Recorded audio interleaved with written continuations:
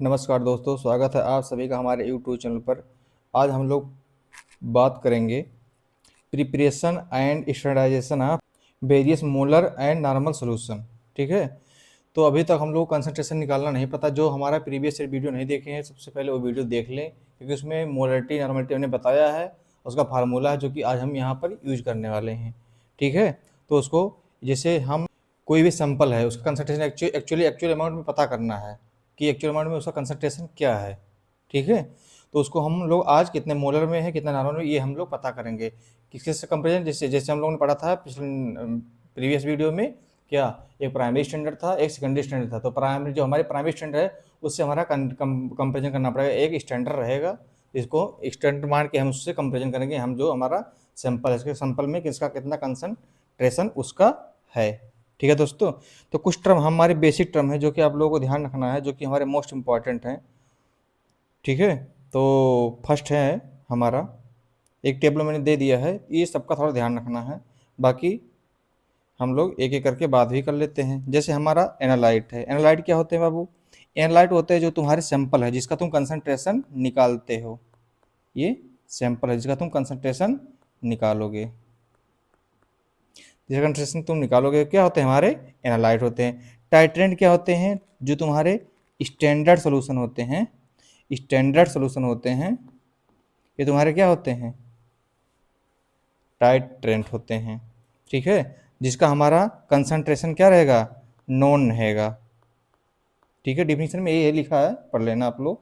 ठीक है, जिसका कंसंट्रेशन नॉन रहता है, तो इसी के कंपेरिजन में हम अपने सैंपल का क्या निकालेंगे? कंपेरिजन करेंगे। जैसे इसका 0.1 नॉर्मल अपने इसका स्टैंडर्ड है, तो जो हमने सैंपल बनाया तो उसका कंपेरिजन करेंगे कि 0.1 नॉर्मल इसका है या नहीं है। ठीक है, उसके बाद हमारा टाइट्रेशन होता है। टाइट्रेशन क्या होगा? हम जो एक ये दो हमारा स्टैंडर्ड होता है हम एक ब्यूरेट में लेंगे। अभी हम इसका प्रोसेस पूरा बताएंगे कैसे कैसे होता है, बस जान लो। ठीक है, ये टाइट्रेशन क्या होता है? टाइट्रेशन होता है हम एक वॉल्यूमेट्रिक फ्लास्क लेंगे, उसमें हमारा सैंपल लेंगे, अपने सैंपल जिसका हमको कंसंट्रेशन निकालना है। ठीक है, तो हमारा जो एक एक हम लेंगे ब्यूरेट। ठीक है, ब्यूरेट में हमको भरना है अपना स्टैंडर्ड सॉल्यूशन जिससे हमको कंपेरिजन करना है। ठीक है, तो टाइट्रेशन कराएंगे। ठीक है, तो अभी हम बताएंगे, इसको समझ में आएगा पूरा टाइट्रेशन क्या होता है। ये हमारे बेसिक टाइट्रेशन का, अगर ये सब बातें समझ में आ गई तो पूरे टाइट्रेशन में कुछ है ही नहीं है, सबसे सिंपल वे है। अगर मज़ा नहीं आएगा तो फिर बताना हमको। ठीक है, बिल्कुल इजी लैंग्वेज में बता रहे हैं, बिल्कुल सिंपली वे में, एकदम बिल्कुल इजी फॉर्म में बताएंगे। अगर ये टाइट्रेशन आपको समझ में आ गया तो पूरी स्टैंडर्डाइजेशन में कुछ दम ही नहीं है, तो अपने मन से निकाल लोगे। एक प्रोसीजर लिखना है, उसी को सब फॉलो करना। तुम एक चार्ट बना लेना, चार्ट पे बिल लिख लेना, उससे प्रिपेयर कर लेना। ठीक है, डबल टाइट्रेशन क्या होते हैं? डबल टाइट्रेशन है जैसे एक बार खत्म हो जाता है पीरियड में तो दूसरा हम सैंपल लेते हैं डबल टाइट्रेशन में। ये भी आएगा लेकिन आगे आएगा, इस बात करेंगे। जो एंड पॉइंट आएगा, एंड पॉइंट उसी को बोलते हैं, sorry equivalent point. Equivalent point क्या होते हैं? जो हमारा न्यूट्रल हो जाता है, जो हमारा कोई टाइट्रेशन आपने किया, जैसे एक एसिड का होगा और एक बेस होगा। जैसे सैंपल आपका एसिड है तो उसके अगेंस्ट क्या लेना पड़ेगा? बेस। तो जैसे 10 ml आपने कोई फ्लास्क में ले लिया, ठीक है, तो 10 ml क्या 20 ml आपने ब्यूरेट में भर लिया, बाई चांस भर लो। ठीक है, तो 10 ml एसिड बेस मिलेंगे तो न्यूट्रल हो जाएगा। ठीक है, तो उसको क्या बोलेंगे? Equivalent point. एंड पॉइंट क्या आएगा? एंड पॉइंट क्या आएगा? जो हमारा कलर प्रोड्यूस करता है, इंडिकेट करता है कि अब टाइट्रेशन को क्या करना है? स्टॉप करना है। तो इसमें इंडिकेटर हमारे यूज होंगे, जैसे दिया मैंने लिखा भी है इंडिकेटर, ये हमारे कलर प्रोड्यूस करते हैं। इसे इससे पता लग जाता है कि हमारा टाइट्रेशन कंप्लीट हो गया है। तो इन सबका हम यूज करेंगे, जैसे मिथाइल ऑरेंज है, फिनाथ्रीन जो मोस्ट इंपॉर्टेंट इंडिकेटर है, हम लोग बहुत यूज करेंगे इसमें, और क्रिस्टॉल है, और थाइमॉल ब्लू है। ठीक है, ईटीसी और भी हैं। तो अभी हम एसिड बेस टाइट्रेशन पढ़ेंगे तो उसमें इंडिकेटर के बारे में बताएंगे, हर एक टाइट्रेशन में अलग अलग इंडिकेटर यूज करते हैं। तो यहाँ मोस्टली हम एसिड बेस टाइट्रेशन के इंडिकेटर यूज करेंगे। ठीक है, और टाइट्रेशन कर्व अभी नेक्स्ट टॉपिक में हम बात करेंगे, उसका डिटेल है। ठीक है, तो घबराने की बात नहीं, इतनी बात समझ में आ गई। ठीक है, अब हम आते हैं अपने बेसिक कॉन्सेप्ट पे। ठीक है, अब ये डायग्राम है, इसको आप लोग को ध्यान से देखिए, बिल्कुल इजी लैंग्वेज में हम लोग पढ़ेंगे। ठीक है, जो वीडियो हमारा पिछले प्रीवियस नहीं देखे हैं उसको देख लें, ताकि उसमें नॉर्मलिटी मोलरिटी हमने फार्मूला बताया है। अब यहाँ हम क्या बताएंगे? कैलकुलेशन बताएंगे, कैसे कैलकुलेट किया जाता है। ठीक है, तो सबसे पहले टाइट्रेशन के लिए हम क्या करना है? हमको एक ब्यूरेट लेना है। ये हमारा देखो मैं लिखा हूँ, ये ब्यूरेट है। ठीक है, इतना ये पोर्शन क्या है? ब्यूरेट का है। ठीक है, देखो ये ब्यूरेट में लिखा हूँ, ये ब्यूरेट हो गया, और ये क्या है हमारा, ब्यूरेट स्टैंड हो गया। ठीक है, ये आपका क्या है, ब्यूरेट स्टैंड हो गया। फिर ये क्या है आपका कोनिकल फ्लास्क, जिसमें आपका क्या रहेगा, एनालाइट रहेगा, एनालाइट। ठीक है, जो सैंपल रहेगा हमारा एनालाइट, ठीक है, किसमें रहेगा, कोनिकल फ्लास्क में। ठीक है, अब इसका हम थोड़ा कैलकुलेशन कर लेते हैं। ठीक है, जो हमारा फर्स्ट वीडियो बेसिक केमिस्ट्री नहीं देखा हो प्लीज़ करके देख ले, इसमें मॉलिक्यूलर वेट हमने बहुत इजीली फॉर्म में बताया है। ठीक है, जो कि आपको समझ में आएगा। ठीक है, तो उसको आप लोग ध्यान रखिएगा, अगर ना देखा हो तो आप लोग देख लीजिए प्लीज़। ठीक है, तो हम ये कैलकुलेट किए हैं, ऑक्जेलिक एसिड का जो मॉलिक्यूलर वेट आया हमारा 126 आया है। ठीक है, किसका, ऑक्जेलिक एसिड का।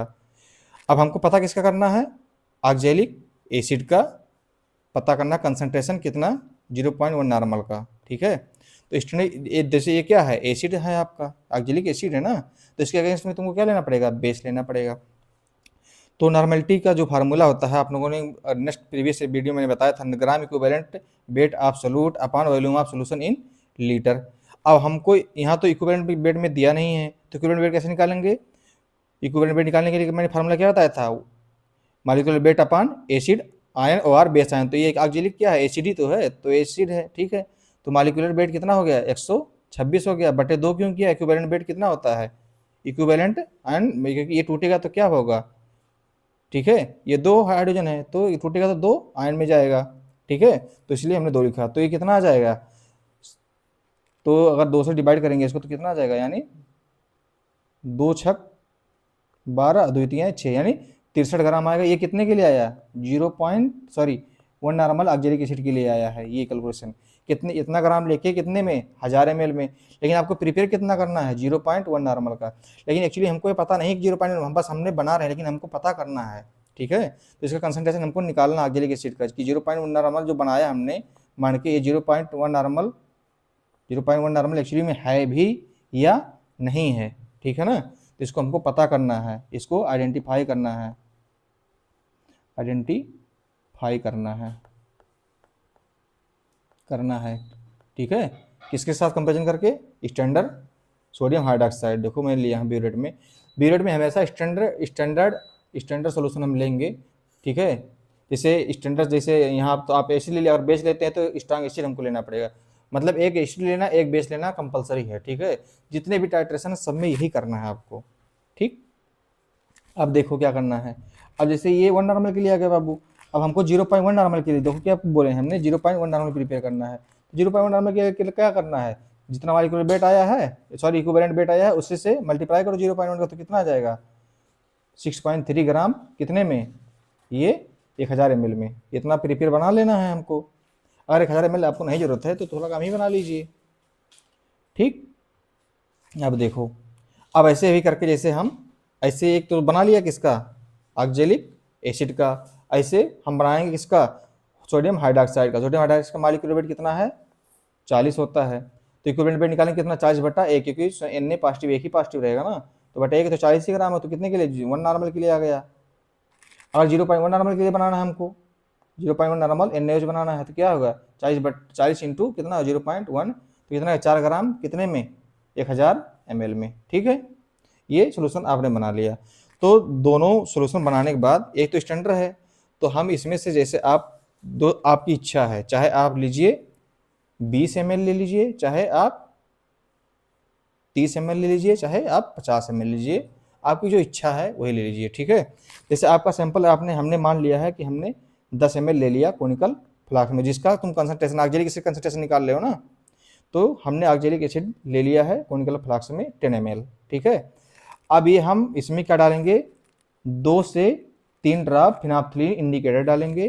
ठीक है, तो जो हमारी फिनाप्थलीन क्या होती है, एचडी मीडियम में मैं लिखा हूँ, देखो यहाँ पे एचडी मीडियम में जो होता है, ये क्या, कौन सा कलर देगा फिनाप्थलीन, ये कलरलेस होता है एचडी मीडियम में, बट बेसिक मीडियम में कौन सा कलर देगा, ये पिंक कलर। तो जैसे हम डालेंगे इसमें इंडिकेटर, तो ये क्या हो जाएगा, कलरलेस हो जाएगा। ठीक है, अब देखो, अब उसके बाद हम इसको भरना है, किसमें भर लो, कितना, 20 ml।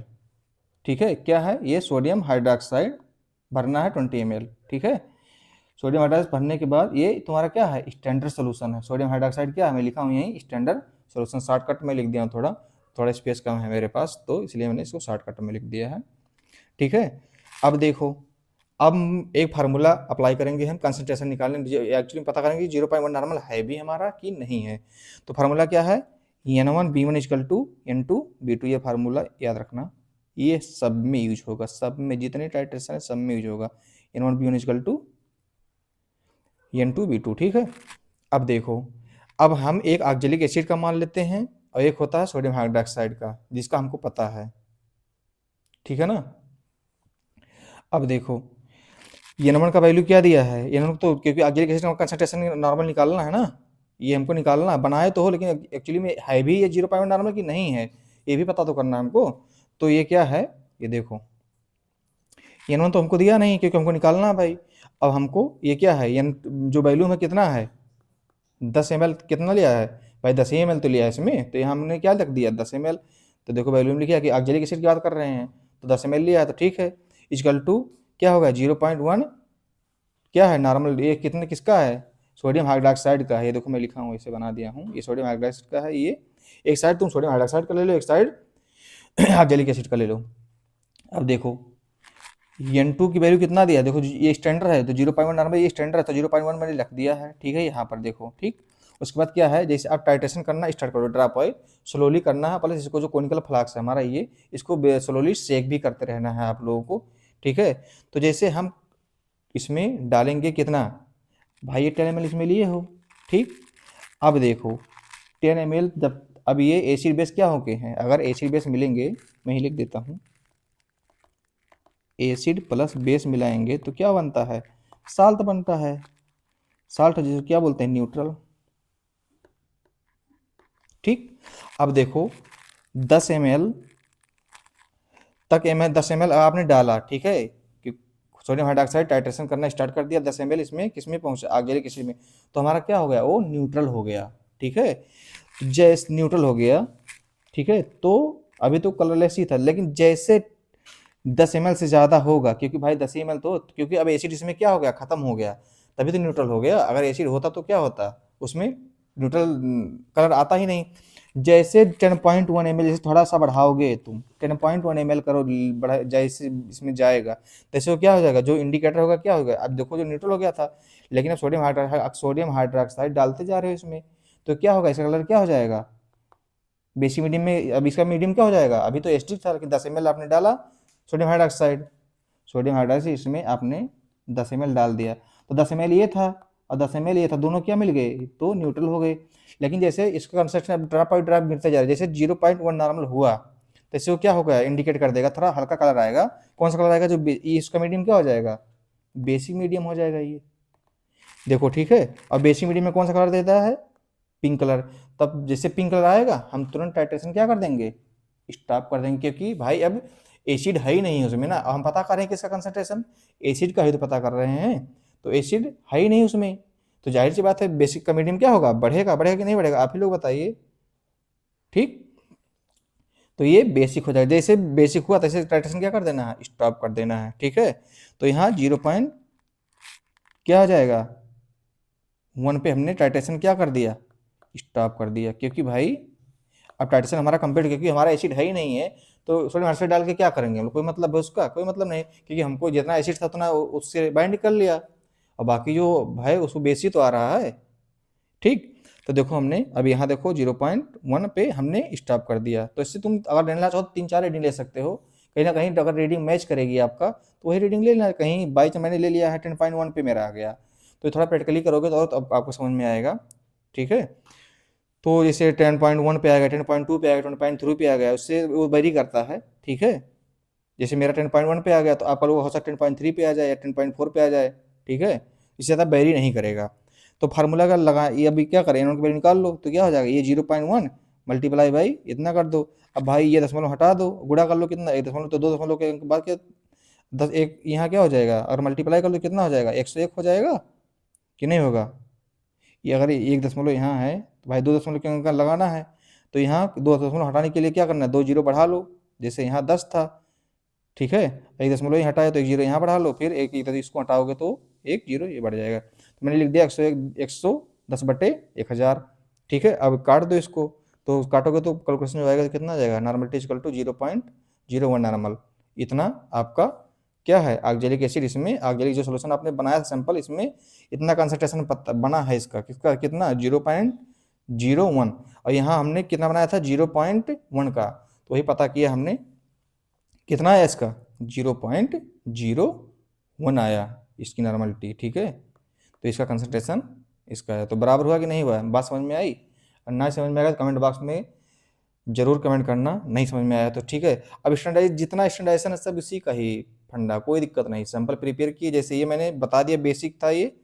ठीक है, बस कुछ नहीं करना है, मैंने सैंपल प्रिपेयर किया है, उसी बिहाफ पे आप लोग इसको आइडेंटिफाई कर सकते हैं। तो इसमें हमने कैलकुलेशन नहीं किया है, तो आप लोग कैलकुलेशन भी कर सकते हैं। ठीक है, तो हम बताएंगे कैलकुलेशन, अगर नहीं आ रहा है आपको कैलकुलेशन तो हम बता देंगे। ठीक है, तो इसमें अगर समझ में आया तो ठीक है, नहीं आया तो हम लोग डिस्कस करेंगे। ठीक है, अब देखो, जैसे हम पहले हमारे सिलेबस में है prepare and standardization of various molar and normal solution. ठीक है, तो सबसे पहले हम क्या कर लिए, सबसे जो हमारे सिलेबस में है क्या है, सोडियम हाइड्रॉक्साइड है।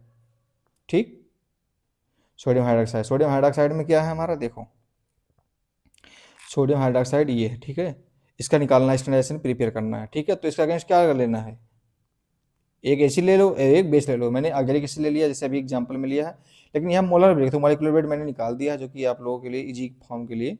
ठीक है, क्योंकि इसकी एसिडिटी क्या होगी, जो क्योंकि ओ एच है, ये बेस है। ठीक है, तो क्या आ जाएगा, 1 आ जाएगा अगर इसको निकालेंगे। लेकिन हमको इसमें क्या निकालना है, इसका 0.1 नॉर्मल। ठीक है, जैसे वो प्रोसीजर में पहले बताया था वैसे इसमें बताया, तो इसमें क्या आ जाएगा, ये कितना आ जाएगा 40 ग्राम, कितने के लिए आ जाएगा, ये 0.1 नॉर्मल के लिए आ जाएगा। ठीक, 0.1 नॉर्मल के लिए आ जाएगा, सॉरी 0.1 नॉर्मल नहीं, एक मिनट रुक जाइए। ये कितने, ये हमारा आया है कितने के लिए, ये इतना ग्राम किसके लिए, 1 नॉर्मल के लिए आया, लेकिन आपको 0.1 के लिए निकालना, देखो बताया ना 0.1, तो क्या करना है 0.1 मल्टीप्लाई बाई कितना कर दो, 40 कर दो, तो कितना आ जाएगा, यानी कितना 4 ग्राम हो जाएगा, यही कितने के लिए 1000 ml के लिए। ठीक, तो ऐसे ही है। ठीक है, बस आपको एक में ब्यूरेट में मैं लिखा हूँ, इसमें जो प्रोसीजर है देखो, बे लिखा हूँ, एक्यूरेट इतना ग्राम। ठीक है, sodium hydroxide hygroscopic in nature का होता है, ये सब थोड़ा बहुत आप लोग पढ़ लीजिएगा एक बार। ठीक है, ये पैड के फॉर्म में होता है। तो जो हमारे कौन, जैसे आप कहीं कहीं हमने 20 ml भी ले लिया है, तो जैसे यहाँ देखो प्रोसीजर में, ये हमने प्रोसीजर, ये एनएच बनाने का प्रक्रिया है। ठीक है, ये जो सब है कूलिंग करना, ये सब एक्जोथर्मिक है, रिलीज होगा वॉल्यूमेट्रिक फ्लक्स, इतना ml का लेना है आपको, यूज करना है। तो इन सब के बारे में आप लोग पढ़ लीजिएगा एक बार। ठीक है, जो बनाने का प्रोसीजर है वही बताया, जो पहले मैं डिस्कस कर चुका हूँ। ठीक है, अब स्टैंडर्डाइजेशन करना है, देखो मैं यहाँ लिखा हूँ, क्या करना है 0.1 नॉर्मल कितना सोडियम हाइड्रॉक्साइड को प्रिपेयर करना है। ठीक है, उसके बाद टाइट्रेशन करना अगेंस्ट द किसके, ऑक्जेलिक एसिड के साथ। इसमें यूज क्या करना है, फिनाइथिलीन इंडिकेटर यूज करना है, जो कोनिकल फ्लास्क है। ठीक है, देखो ऑक्जेलिक एसिड इसमें लेना है कितना, 20 ml में ले लिया। ठीक है, तो कोनिकल फ्लास्क ये हो गया। फिर उसके बाद अगेंस्ट द टाइट्रेशन जो ब्यूरेट होगा उसमें क्या होगा, सोडियम हाइड्रोक्साइड, तो फिर ब्यूरेट में लिखा हूँ। प्रोसीजर बहुत सिंपल है, ये टाइट्रेशन स्टार्ट कर देना, कंटिन्यूस करोगे। ठीक है, तो ये फार्मूला देखो, फिर वो क्या आ जाएगा, क्योंकि भाई वो क्या है, सोडियम हाइड्रॉक्साइड बेस है, और जो ऑक्जेलिक एसिड है क्या, जो अभी जस्ट अभी प्रोसीजर उसका मैं बताया हूँ आप लोगों को, बस वही फॉलो करना है। तो एक एसिड हो गया, ऑक्जेलिक एसिड हो गया, और एक बेस हो गया। ठीक है, तो हमको एसिड के बारे में पता करना है, तो भाई एसिड का N1 तो निकालना ही पड़ेगा, कितना कितना यूज किए हो 20 ml यूज कर, तो मल्टीप्लाई बाई 20 हो गया। ठीक है, तो हम लिख दे रहे हैं N1 तो निकालना ही है, मल्टीप्लाई बाई कितना, देखो हमने कितना ml लिया था 20 ml लिया था, वहाँ कितना ml लिया था 10 ml, तो तुम्हारे ऊपर डिपेंड है, चाहे तुम 20 ml ले लो चाहे 10 ml। ठीक है, तो यहाँ पे ले लिए हम लोग 20 ml इक्वल टू N1 की वैल्यू तो दिया ही है, कितना है सोडियम हाइड्रॉक्साइड कितना है 0.1 ही तो है, तो 0.1 है, 0.1 हो गया, मल्टीप्लाई बाई कितना हो जाएगा। अब भाई देखो, हम मान लेते हैं यहाँ पे 10.3 आ गया हमारा जो इंडिकेटर। अब देखो जैसे ब्यूरेट था, ठीक है, सॉरी ये डायग्राम बनाया हूँ शायद यहाँ पे, देखो ये ब्यूरेट था हमारा, ये ब्यूरेट इसमें कितना लिया हमने 20 ml भर लिया, सॉरी इसमें अब इसको बढ़ाना पड़ेगा, कितना लेना पड़ेगा बाई चांस यहाँ 30 ml ले लो इसमें, ठीक है। अब देखो क्या करना है, इसका टाइट्रेशन करना स्टार्ट कर दो, ठीक है। अब इसमें कितना लेना है आपको 20 ml, जो कि प्रोसीजर में मैंने लिखा है 20 ml, ठीक। 20 ml आपने ले लिया, तो 20 ml सोडियम हाइड्रोक्साइड ये टाइट्रेशन आएगा, तो 20 ml, तो 20 ml ये गिरेगा और 20 ml ऑलरेडी है, तो ये दोनों मिलेंगे क्या हो जाएगा, न्यूट्रल हो जाएगा, ठीक है। और जैसे थोड़ा बहुत बढ़ेगा तो जो इंडिकेटर होगा इंडिकेट कर देगा कि भाई टाइट्रेशन तुरंत क्या आ जाएगा, पिंक कलर आ जाएगा, पिंक कलर आ जाएगा, तो टाइट्रेशन क्या कर देना है, इसको स्टॉप कर देना है, ठीक है।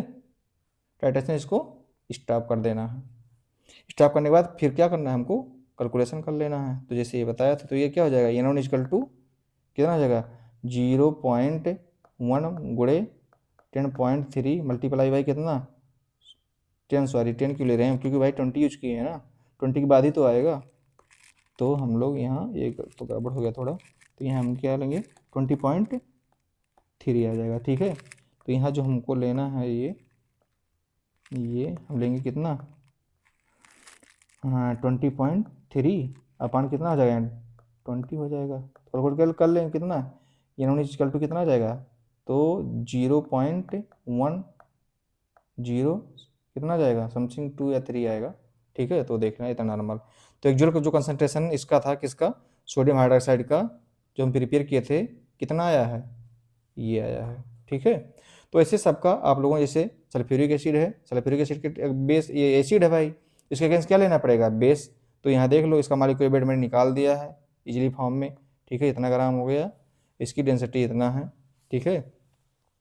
अब जैसे सल्फ्यूरिक एसिड है, कोई होता है जैसे अब भाई ग्राम में थोड़ी ना लेंगे हर चीज़, वैल्यूम होता है, अब इसको हम वैल्यूम में लेना पड़ेगा। तो तुम लोगों ने पढ़ा होगा डेंसिटी इक्वल टू क्या होता है, मास अपान वैल्यूम, तो यहाँ से निकाल लेना। और मास के टर्म में लेना होगा तो क्या हो जाएगा, इसको बटे 1 कर देना, मल्टीप्लाई कर लेना, तो मास इक्वल टू क्या हो जाएगा, वैल्यूम इंटू डेंसिटी हो जाएगा। डेंसिटी के क्या है, जितने भी केमिकल लेते हैं उसमें डेंसिटी लिखा रहता है उसमें बॉटल पे, तो एक बार आप लोग सर्च करके देख लीजिए गूगल पे, तो यहाँ से निकाल लेना आप लोग, ठीक है। बाकी जो प्रोसीजर मैं बताया हूँ सेम है, ये प्रिपरेशन बताया हूँ, ठीक है। प्रोसीजर है इसका कैसे करना है, कितना ml लेना है आपको, ठीक है, ये बता दिया हूँ, ठीक है। बाकी स्टैंडर्डाइजेशन करना कैसे करना है, वही 0.1 नॉर्मल लेना है, ठीक है। उसके बाद क्या करना है, देखो यहाँ मैंने क्या ले लिया, इंडिकेटर आपको डालना, फिनाप्थलीन इंडिकेटर, कोई जरूरी नहीं है हमने फिनाप्थलीन इंडिकेटर यूज किया तो आप लोग भी यूज करें, ठीक है। आप जो दूसरा भी यूज कर सकते हैं, ठीक है, वो आपके लिए बेनिफिट के जैसा आप कर सकते हैं, क्योंकि हर एक इंडिकेटर का एचडी मीडियम में अलग कलर होगा जो और बेसिक मीडियम में अलग कलर होगा, जो कि हम आगे अभी चैप्टर में डिस्कस करने वाले इंडिकेटर के बारे में पूरा डिटेल ही है, तो आप लोग परेशान होने की कोई ज़रूरत नहीं है, ठीक है। तो देखो इसमें लिए हैं, फिर किसका निकालना है कॉनिकल, अब किस सोडियम हाइड सॉरी किसका है ये H2SO4 का। अब देखो इसमें क्या लिखा है, सोडियम बाइकार्बोनेट ले लिया है भाई, वो सोडियम बाइकार्बोनेट क्या है, ये बेस ही तो है, तो बेस को क्या मानेंगे हम, स्टैंडर्ड मानेंगे, ठीक है। देखो constant against the H2SO4 taken burette, उसके बाद क्या करना है, इसमें परमानेंट कलरलेस आ जाएगा, क्योंकि भाई अब क्या करना है, एचडी मीडियम में क्या होता है वो कलरलेस होता है, ठीक। तो इस हिसाब से बाकी कैलकुलेशन आप लोग ये करना आपको, अकाउंट बॉक्स में सबका जितना स्टैंडर्डाइजेशन में छोड़ रहा हूँ उसको कैलकुलेशन आप लोग करना है। जैसे यहाँ हमने कितना लिया 20 ml, यहाँ पर भी 20 ml लिया, तो आप लोग चाहे 20 लो चाहे 30 लो, बाकी 20 ml लोगे तो 20 ml उसमें कोनिकल फ्लास्क में डालना पड़ेगा न्यूट्रल होने के लिए, जैसे थोड़ा बढ़ाएंगे तो तुरंत कलर कर देंगे, तो ना स्टॉप कर देना तब पता चल जाएगा कि हमारा ये आ जाएगा इंड पॉइंट, ठीक है। तो इससे ऑक्जेलिक एसिड का मैंने बता ही दिया इसके अगेंस्ट में उसके, ठीक है। इसका मॉलिक्यूलर वेट इसका निकालने के लिए ये मैं बता दिया, इक्विवेलेंट बेनिफिट निकाल दिया हूँ, ये मॉलिक्यूलर वेट जो कि हम लोग डिस्कस कर चुके हैं, ठीक है। डायग्राम हमने नहीं बनाया, तो आप लोग जितने भी स्टैंडर्डाइजेशन करना आप लोग सब डायग्राम बनाना है, जितने मैं यहाँ नहीं बना पाया हूँ, ठीक है, तो सब एक कॉपी में अपने बना लेंगे, ठीक है, डायग्राम वाइज, ताकि हम लोग एग्जामिनर को समझाने, ये इंपॉर्टेंट भी हर साल क्वेश्चन इससे आता है स्टैंडर्डाइजेशन से। तो कोई कुछ नहीं, एक प्रोसीजर लगा दो, कोई दिक्कत नहीं, चाहे एसिड का पूछे तो बेस लगा दो और बेस का पूछे तो एसिड लगा दो, इससे कोई दिक्कत नहीं होगा आप लोगों को, ठीक है। अगर मज़ा नहीं आएगा तो फिर बताना, कमेंट बॉक्स में ज़रूर बताना दोस्तों, ठीक। ऐसे हम KMnO4 का ले लें, KMnO4 क्या हमारा बेस है, ठीक है, जो कि मॉलिक्यूलर वेट इक्विवेलेंट वेट मैंने लिखा रखा कहीं कहीं, तो डायग्राम आप लोग बना लीजिएगा, ठीक है। सब सेम प्रोसीजर है, बे करना इतना ग्राम उतना, तो मैं बता दिया हूँ पहले ऑलरेडी सबको, ठीक है। बाकी ये कैलकुलेशन आप लोगों को करना है, ये फार्मूला है एक्चुअल में कंसंट्रेशन पता करने के लिए, ठीक है। ये है हमारा हाइड्रोक्लोरिक एसिड का, हाइड्रोक्लोरिक एसिड में क्या है मैं बता दिया इसका भी, ठीक है। सेम है एनोनिक स्टरलाइजेशन इंडिकेटर वही फिना, जहाँ हमने जनरली फिनाइलिन इंडिकेटर यूज किया है, ठीक है, क्योंकि एक इंडिकेटर यूज करो ताकि तुम लोग को याद भी रहे। आपका इच्छा है यूज करना तो कर सकते हैं, कोई दिक्कत नहीं हमें, ठीक है। तो यहाँ भी हमने 20 ml यूज किया है, ठीक है, तो 20 ml आप यूज कर लीजिएगा, ठीक है। इससे सीरिक अमोनियम सल्फेट का स्टरलाइजेशन करना है, ठीक है। इसका कंसनट्रेशन क्या करना है, कंसनट्रेशन पता करना है, कंसंट्रेशन इसका पता करना, ठीक है। तो वैसे देखो वेट एक्यूरेटली हमने बता दिया इतना एम एल, ये सब प्रोसीजर ये आप लोग देख लीजिए, कोई दिक्कत नहीं। बाकी जो कॉन्सेप्ट था बेसिक फंडा मैंने बता दिया आपको, कोई दिक्कत नहीं, कहीं पर भी लगाओ कोई दिक्कत नहीं। अगर कोई आता है प्रॉब्लम आती है तो कमेंट बॉक्स में कमेंट जरूर करें, ठीक है दोस्तों। मैं फार्मूला भी दे दिया हूँ देखिए, ठीक है। अभी ये आप वैल्यू को रख के कैलकुलेट कर लीजिएगा, चाहे आप 10 ml यूज करें चाहे 20 ml, ठीक है दोस्तों।